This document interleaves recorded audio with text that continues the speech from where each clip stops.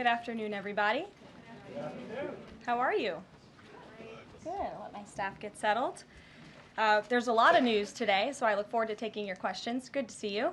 And I have some updates for you as well. Later today, President Trump will address the Business Roundtable's quarterly meeting, where he will tout his pro-growth economic agenda and answer questions before more than 100 of our nation's leading CEOs.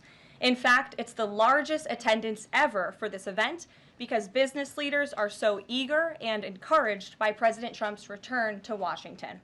This follows President Trump's roundtable yesterday with the Technology CEO Council here at the White House, where he met with key leaders in the technology industry.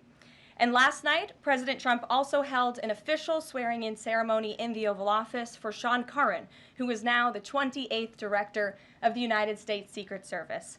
Sean demonstrated unbelievable bravery under gunfire in Butler, Pennsylvania this past July when an assassin tried to kill President Trump. As someone who got to know Sean personally throughout the campaign last year, I can say unequivocally that there is nobody better suited for this important role. And following the confirmation of Labor Secretary Lori Chavez DeRomer last night, the Senate has now confirmed 21 of President Trump's well-qualified cabinet-level nominees, far outpacing the previous administration. And looking ahead, tomorrow, the president will welcome the Taoiseach Micheál Martin of Ireland for the annual White House Shamrock ceremony. And Thursday, President Trump will welcome the NATO Secretary General for a working meeting and lunch. On the economy, February's jobs report was good news for America, particularly our manufacturing sector. The manufacturing sector gained 10,000 new jobs in just 1 month under President Trump. This rebound was led by the automobile sector, where we saw 9,000 new auto jobs created already. That is the most auto jobs added to the economy in 15 months. This was a complete turnaround from the Biden administration, where we were losing an average of 9,000 manufacturing jobs per month last year. Reuters is out with a report that a number of companies are now looking at expanding their presence or bringing their businesses into America because of President Trump's policies. And just moments ago, before coming out here, I saw another report by Reuters revealing that Merck has opened a $1 billion facility at its North Carolina site. This is just the latest pharmaceutical company to boost its U.S. manufacturing in lieu of President Trump's tariffs.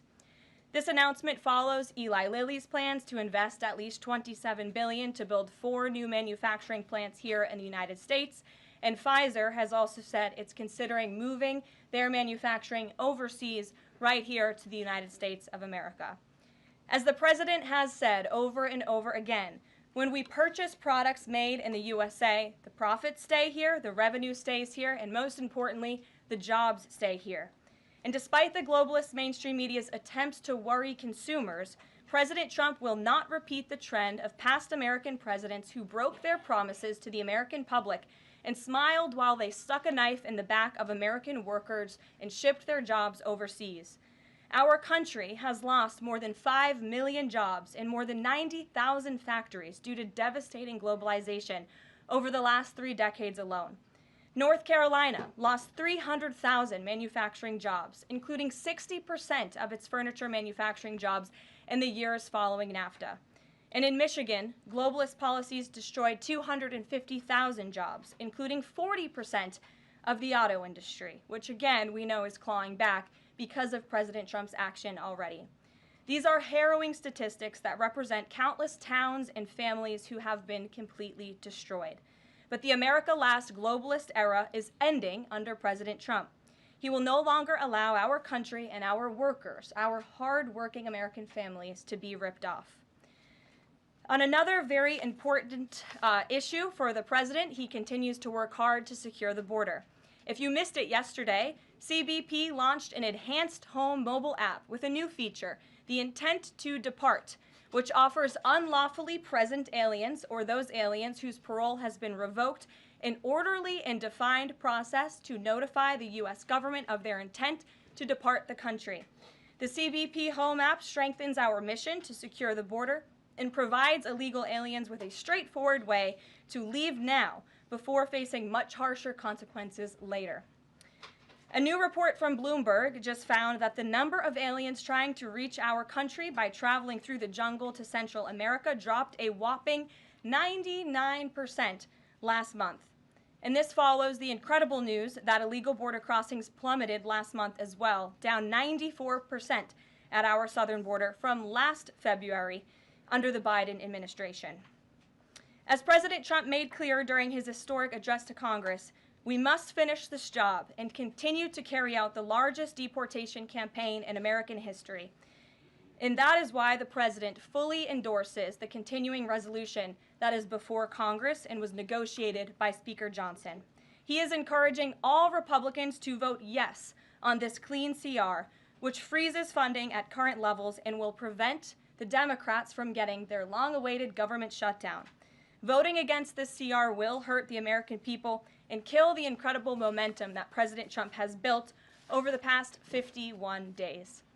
And lastly, before I take questions, I would like to commend the Washington Post, who I believe is in the room today. According to a new report from Axios, the Washington Post is overhauling their newsroom structure. It appears that the mainstream media, including the Post, is finally learning that having disdain for more than half of the country who supports this president does not help you sell newspapers. It's not a very good business model. And that's why we have people in our new media seat. And today we have Sargar Anetti, who is the host of Breaking Points, a popular political YouTube news and podcast show that has racked up nearly 1 billion views on YouTube, several hundred million podcast downloads since its launch in June 2021. He's also a former member of the White House Correspondents Association, but is now a part of the thriving independent media. We're very happy to have you with us here today. Why don't you kick off our briefing? Thank you. Really appreciate you having me, Caroline. A couple of questions for you, if I may. First on the stock market. So currently it's the 25th anniversary today of the dot-com bubble crash. There's a lot of concern for a lot of Americans right now about the state of the economy. President Trump has refused to rule out a recession. Secretary Lutnick, however, has told us there will not be one. So can the White House just tell and assure Americans today that there's not going to be a recession? Well, there's a lot to unpack there. So let me start by saying that, first of all, when it comes to the stock market, the numbers that we see today, the numbers we saw yesterday, the numbers we'll see tomorrow are a snapshot of a moment in time. And as President Trump has said, and I'm here to echo the remarks of this president of this White House, we are in a period of economic transition. We are in a period of transition from the mess that was created under Joe Biden in the previous administration. Joe Biden left this country in an economic disaster. Several statistics to point out. The delinquency rate on credit card loans increased 63% under Joe Biden, hitting a near 12-year high. Under Joe Biden, all net job growth went to foreign-born Americans. Real wages declined by 1.5% under Joe Biden.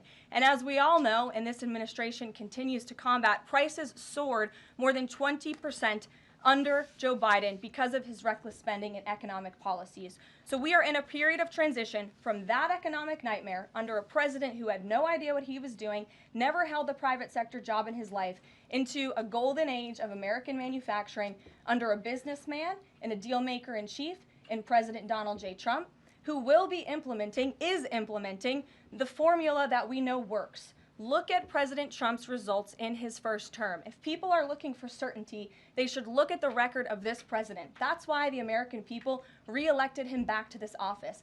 And look at everything that President Trump has already done and his team has already done in just 51 days. The massive efforts to deregulate. Tax cuts, which we need Congress to pass the Trump economic agenda, the Trump tax cuts, which will unleash economic growth.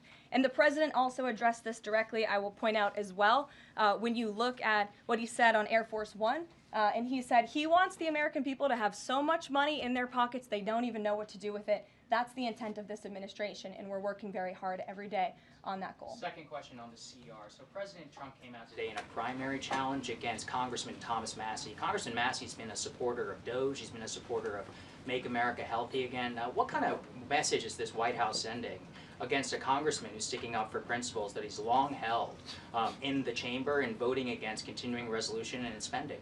I think the president has made it very clear that he believes it's critical for conservatives and Republicans and frankly all members of Congress to get behind this continuing resolution to keep the government funded. The president wants to continue the momentum that he has built over the last 51 days. In order to keep the government funded, we got to keep moving with these deportations, and he believes that everybody needs to get on board with this bill. He's been active in this process. He's been making calls to get this over the finish line, and we're urging every Republican, and Democrats too, to do what's right for the American public to prevent a government shutdown. Just the last question here on Mahmoud Khalil. Does the administration believe that it needs to charge a green card holder with a crime to be eligible for deportation? Well, in fact, Secretary Rubio reserves the right to revoke the visa of Mahmoud Khalil, and I'm glad you brought this up. Under the Immigration and Nationality Act, the Secretary of State has the right to revoke a green card or a visa for individuals who serve or are adversarial to the foreign policy and national security interests of the United States of America. And Mahmoud Khalil was an individual who was given the privilege of coming to this country to study at one of our nation's finest universities and colleges. And he took advantage of that opportunity, of that privilege, by siding with terrorists, Hamas terrorists who have killed innocent men, women, and children. This is an individual who organized group protests that not only disrupted college campus classes and harassed Jewish American students and made them feel unsafe on their own college campus, but also distributed pro-Hamas propaganda, flyers with the logo of Hamas. That is what the behavior and activity that this individual engaged in. And I have those flyers on my desk. They were provided to me by the Department of Homeland Security. I thought about bringing them into this briefing room to share with all of you, but I didn't think it was worth the dignity of this room to bring that pro-Hamas propaganda. But that's what this individual distributed on the campus of Columbia University. And this administration is not going to tolerate individuals having the privilege of studying in our country and then siding with pro-terrorist organizations that have killed Americans. We have a zero-tolerance policy for siding with terrorists, period. Peter Ducey. Thank you, Caroline. So you said that the Dow dropping and dropping and dropping is a period of transition. You're sure nobody here at the White House shorted the Dow? No, I don't think so. Okay. But is there any concern here that it's going to be harder to ask certain federal workers to retire if they look at their retirement accounts and they're getting robbed every day? Well, I'm glad you brought up workers because that's exactly who President Trump is looking out for with his America First trade policy and his America First economic agenda. And if you look at, there's great indication to be optimistic about where the economy stands. And the American people, investors, CEOs, small business owners, but most importantly workers, should bet on President Trump because his tariff policies, what he envisions is reciprocity, fair trade practices where American workers are put first and are no longer ripped off by foreign countries all over this world. President Trump says he's going to buy a Tesla today. Did he buy it? And when is the last time he drove a car? That's a very good question. I have heard the president remark that he misses being able to drive, that luxury of driving his own vehicle, although the beast is nice, but he is going to be viewing a Tesla that is making its way to the White House complex now, I can confirm. Perhaps the press pool today will have an opportunity to witness this very exciting moment later this afternoon. But a Tesla is on its way here now, and we'll see if the president likes it when he checks it out. So they're bringing him a Tesla to look at, and if he likes it, he's just going to buy it. You know, he's intent on, he's definitely going to buy one, but he'll take a look at it when it gets here later this afternoon. Full retail? Yes, full market price. Kelly. Can we talk about Canada? What is the status of President Trump having a conversation with Mark Carney? We have seen the president use the term governor to refer to Justin Trudeau. Will that moniker also go to Mr. Carney going forward? And is the decision to increase the tariffs, is that based on a specific economic metric that he looked at? Is it impulse? How would you describe his reaction to candidates? The president has not yet spoken to Mr. Carney, not since I checked, which was just moments ago. But certainly his phone is always open to leaders who wish to speak with him. As for the tariffs, the president made his position on this quite clear with the statement that he put out. And it was a retaliatory statement due to the escalation of rhetoric that we've seen out of Ontario, Canada.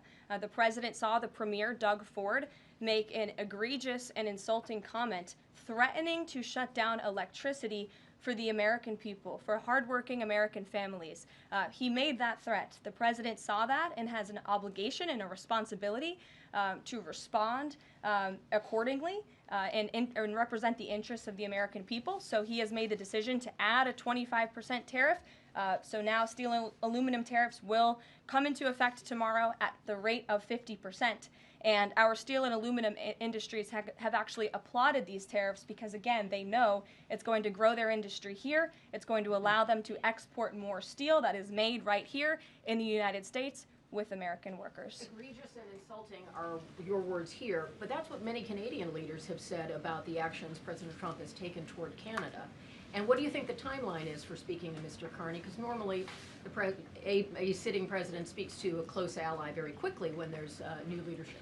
Well, the president is, again, responding to the fact that Canada has been ripping off the United States of America and hardworking Americans for decades. If you look at the rates of tariffs across the board that Canadians have been imposing on the American people and our workers here, it is egregious. In fact, I have a handy-dandy chart here that shows not just Canada, but the rate of tariffs across the board. If you look at Canada, since you brought it up, American cheese and butter, nearly 300% tariff. You look at India, 150% tariff on American alcohol. You think that's helping Kentucky bourbon be exported into India? I don't think so. 100% tariff on agricultural products from India. Look at Japan, tariffing rice, 700%. President Trump believes in reciprocity, and it is about dang time that we have a president who actually looks out for the interests of American businesses and workers. And all he's asking for at the end of the day are fair and balanced trade practices, and unfortunately, Canada has not been treating us very fairly at all over the past several decades. To the woman in the purple, because I saw you were making a face at my previous answer, so what's going on? Well, actually, I have a couple of questions. At the core of pro-Palestinian protests on college campuses and elsewhere is a demand to end the war in Gaza, a goal that this administration actually supports and has pursued. So why has this not been acknowledged or highlighted even? Because these colleges and these protests have again put out Hamas propaganda. The flyers that have been distributed call for violence. The flyers that have been distributed have the logo of an organization that has held Americans hostage, that murdered innocent babies, that murdered men, women, and children. They are a designated foreign terrorist organization, and we are not going to tolerate non-citizens, foreigners who come here on a visa engaging in such behavior, siding with terrorists. And the Secretary of State reserves the authority to revoke the green card or the visa of an individual who serves as an actually it says right here, reasonable grounds to believe that the alien's presence or activities in the United States would have potentially serious adverse foreign policy consequences to the United States. And I think siding with Hamas makes that quite clear. Secretary Rubio exercised that authority, and we fully believe that we are going to move forward with more arrests, as President Trump previewed in his statement yesterday. Ed. Yeah, thanks. Go ahead. Caroline. So are there conversations between the administration and the Canadians going on over this tariff? Because the Ontario Premier says the next step is to cut off electricity to the U.S. And the president put out a statement after seeing those comments and said that it would be there would be grave consequences imposed on Canada if they think about shutting off electricity for the United States of America and our citizens. And the president is also determined to ensure that we are depending on American electricity, not the electricity production of foreign nations, including our allies in Canada. As for conversations, there is continued correspondence between the president's team, particularly Secretary Lutnick, and the Canadians as well. And in the market reaction, how do you sell to the American people then after they're looking at what's happening in the markets this week and say that the tariff policy long term is something good? Well, just think about what the tariff policy long-term will do for our country. I think many of us probably grew up in small towns. I know at least I did, and the main street in my small town looks a heck of a lot worse than it probably did decades ago before I was alive. At least my parents and grandparents tell me so. And I know many Americans feel that same way. What the president envisions for this country is for the United States of America to be a manufacturing superpower where there are American factories and businesses owned by Americans, producing goods that we are exporting to the rest of the world. Those revenues will stay here. It will increase wages for people here in our great country. It will ensure our national security, and it will boost the morale of the American people to have thriving industries again. Think about Detroit, Michigan. Think about North Carolina, as I mentioned, that used to have a thriving furniture industry that no longer exists because of the globalist trade policies of previous and past administrations. And the American people gave the president a tremendous opportunity to restore American greatness and restore our manufacturing dominance, and he's intent on doing just that. John. Thanks, Caroline. Two questions for you. First, on the CR, you put up on the screen the president's message to Republicans to support this continuing resolution. Is there outreach to Democrats? Because what we've seen since the beginning of the fiscal year is that in order to get a continuing resolution, you need bipartisan support and you need compromise. Well, right now, we are focused on House Republicans and on the House, because that's the first step, as you know, John. And so the president has engaged in correspondence with House Republicans, whipping votes and getting them to a yes, which I understand has been pretty successful this morning thus far. And so, again, the president is encouraging Republicans especially, but again, as I said, all members of Congress to vote to continue funding this government so we can continue the business of the American people, which elected President Trump to do. And then on financial markets, we've seen this decline yesterday. We see it today as well. It seems that the read on the president's policies is one in which they do not have confidence in his trade tariffs policy. They do not have confidence in what the president said to Fox News over the weekend, that he didn't rule out the idea of a recession. What is your read in terms of the decline that we've seen over the last week and a half in financial markets? Well, I think there's actually a lot of reason to be confident, and many people do feel confident. Just look at the nearly $2 trillion in private investment that this president has secured. Look at the comments made by the CEO of Apple, one of the biggest companies in this world, who said that he is bullish on the future of American innovation under the leadership of President Trump. Look at CEO confidence. According to the Conference Board measure of CEO confidence, in Q1 2025, under the leadership of this president, it jumped to its highest level in 3 years, from cautious optimism to confident optimism. If you, again, look at the $2 trillion in investments from some of the biggest companies in the world. Look at the jobs report last Friday, as I also cited in my opening remarks. Fox Business reported that Trump sees a manufacturing boom in first full jobs report of his second term.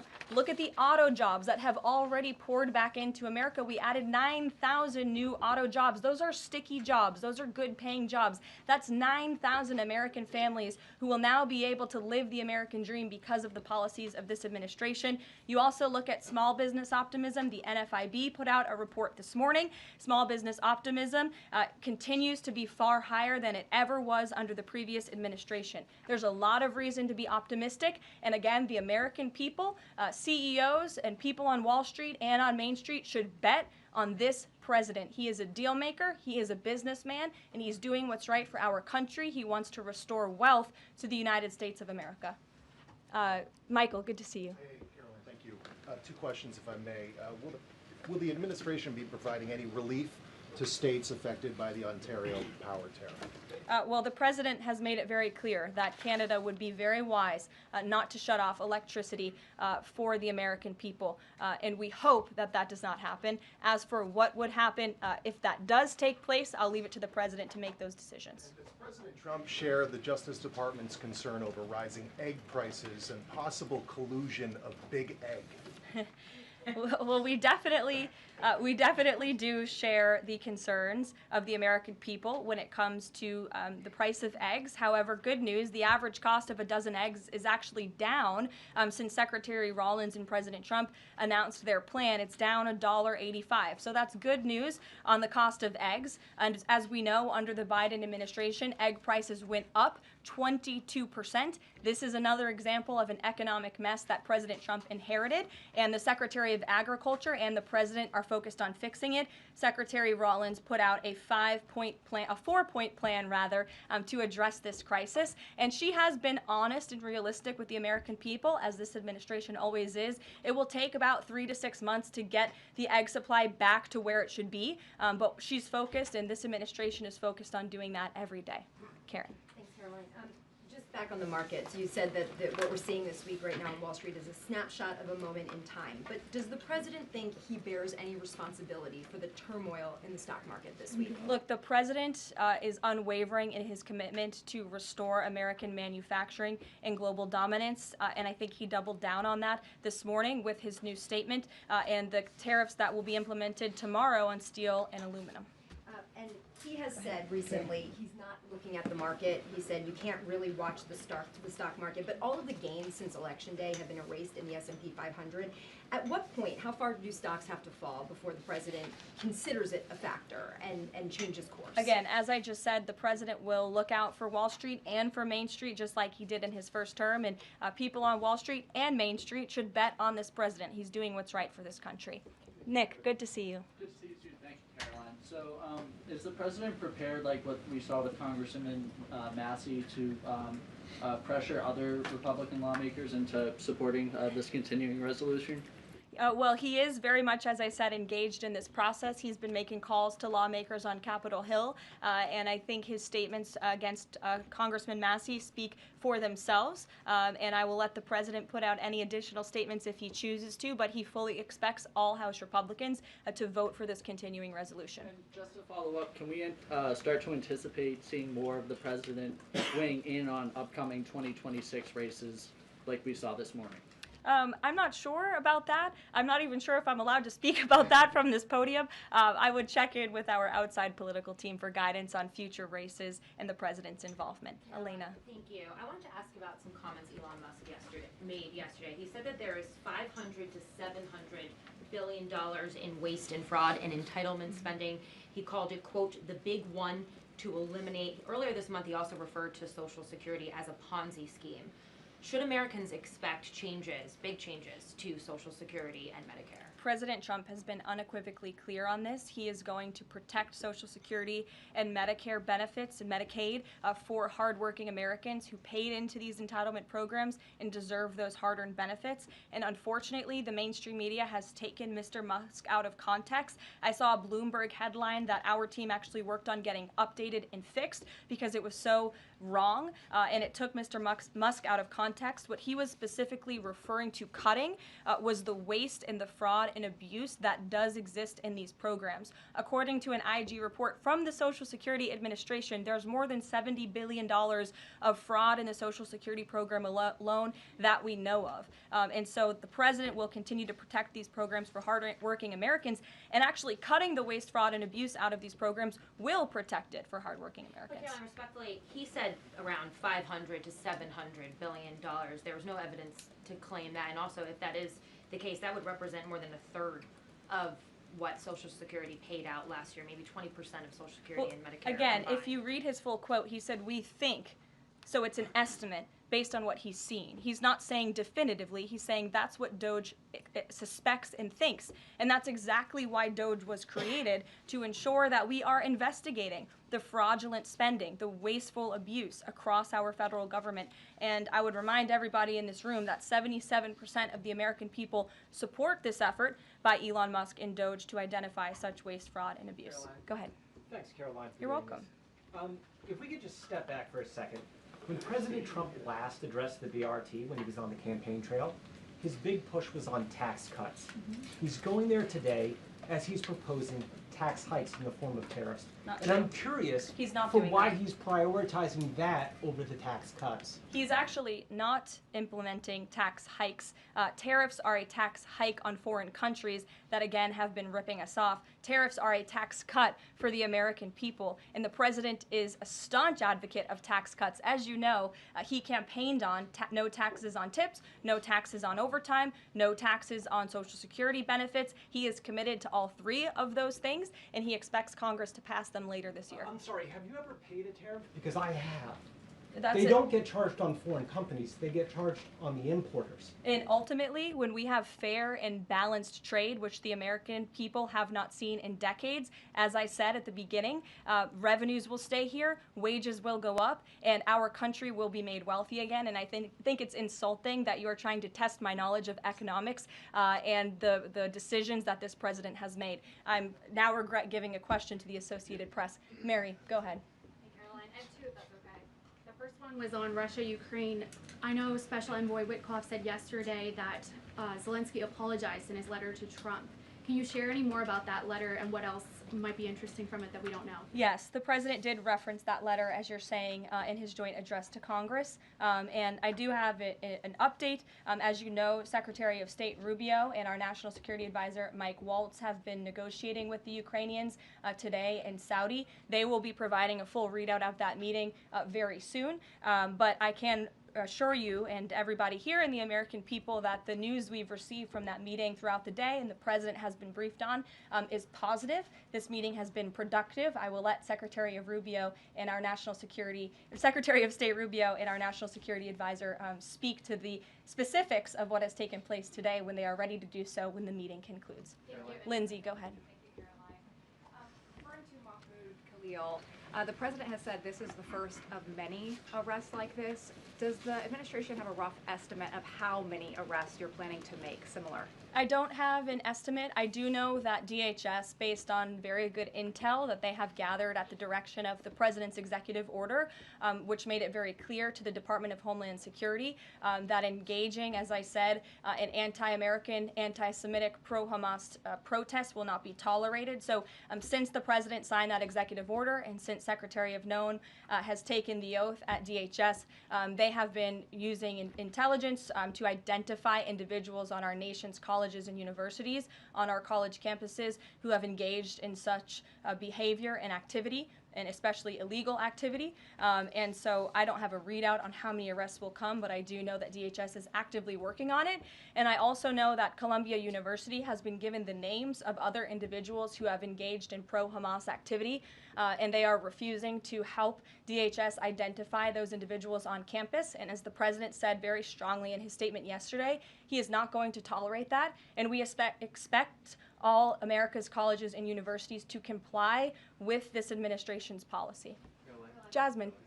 Thank you so much, Caroline, for the question. On Canada, after all of these threats to increase tariffs or turn off electricity, I wonder, does this administration still consider Canada to be a close ally of the United States?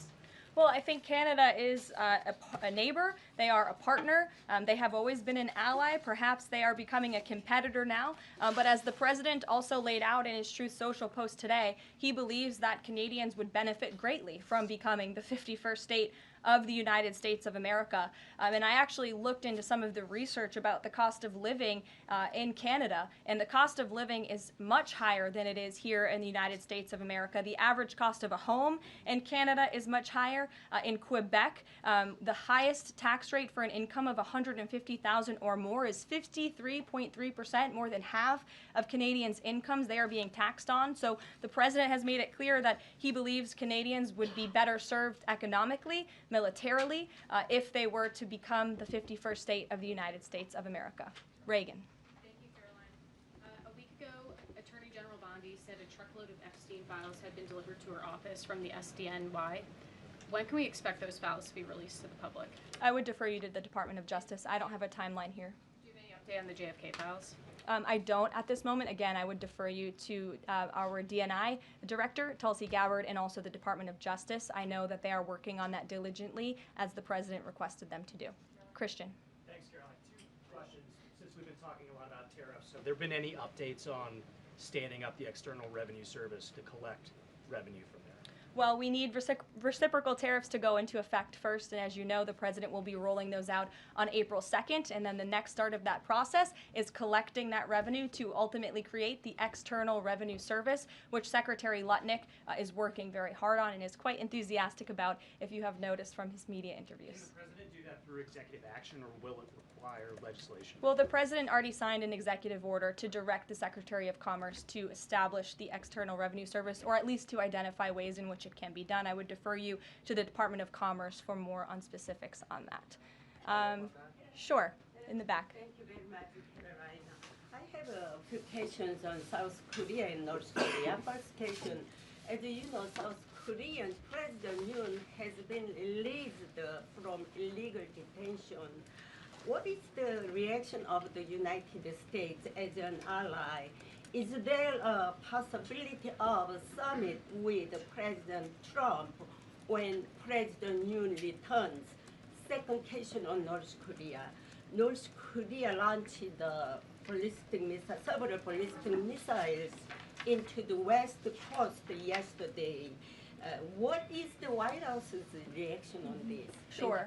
Yes, I'll start with your question on North Korea. We condemn these actions and we call on North Korea to stop their unlawful and destabilizing actions. As for South Korea, the U.S. and Republic of Korea's alliance is ironclad, and the Trump administration remains in close contact with our South Korean counterparts as we work together to promote a free and open Indo-Pacific. Sure. Your first question, you didn't answer that release of South Korean president from jail. I don't have anything on that, but I can certainly check in with the National Security Council and get back to you. Sure, good to see you. Press Secretary, many are concerned about the validity of President Biden's official actions and also his pardons of the possible criminal actions of individuals such as his family members and Liz Cheney, as information's emerging that many of his official actions were auto-signed, possibly even the pardons, and without his knowledge or consent. Does the White House have any information available currently that Biden was actually the one that approved and signed those pardons? And second question, will the DOJ investigate whether President Biden's cognitive decline allowed unelected staff to push through radical policy and pardons without his knowing approval? I don't know the answer to that question, but I can check in with our folks here who may know the answer to that question and get back to you. Dasha. Dasha, go ahead. Caroline, you did a great job articulating the vision that President Trump has for what his tariffs, he believes his tariffs can do in terms of bringing jobs back to the United States. I asked you last week about how much Americans might need to buckle up for some short-term pain, a conversation that with the President and Treasury Secretary Scott Bessent have had with the people. I'm wondering, how high is the pain threshold for President Trump and for this White House as you watch some of the turbulence in the stock markets, as you field concerns from businesses and potentially see some of those approval ratings drop in the short term? How much is he willing to stomach that, and will he stay committed to his vision for tariffs even as all of this comes up? Well, the president has been working hard every single day to alleviate the pain that was inflicted by the previous administration through massive deregulation, through drill baby drill, as we like to call it, unleashing the might of our energy industry, which we know will ultimately drive down costs for consumers here at home. And again, as I mentioned, the president is intent on signing tax cuts for the American people to put more money back into their pockets, which will ultimately unlock consumer confidence. And again, I'll reiterate the president's words in layman's terms as he does best. The president wants the American people to have so much more money in their pockets, they don't know what to do with it. That's the goal of this administration, through tariffs, through tax cuts, through deregulation, and through unleashing the potential of our energy industry. I have two more quick notes before I wrap up. April 28th, I can confirm that the Philadelphia Eagles will be here at the White House to celebrate their Super Bowl victory. I know there was a lot of fake news about an invitation that wasn't sent or was sent. We want to correct the record. We sent an invitation. They enthusiastically accepted, and you will see them here on April 28th. And lastly, on a sad note, I would like to express our condolences to Fox News and to the entire Fox family who did lose a cameraman, Craig Savage, who passed away at 61 years old recently. A very tragic death, an individual who was a great man and covered this building for many, many years. So the entire press office, the communications office here wants to express our condolences with his family and also with Fox News. And I'll see you guys later. Perhaps you'll see the president in a Tesla later this afternoon. Have a good one. Thank you.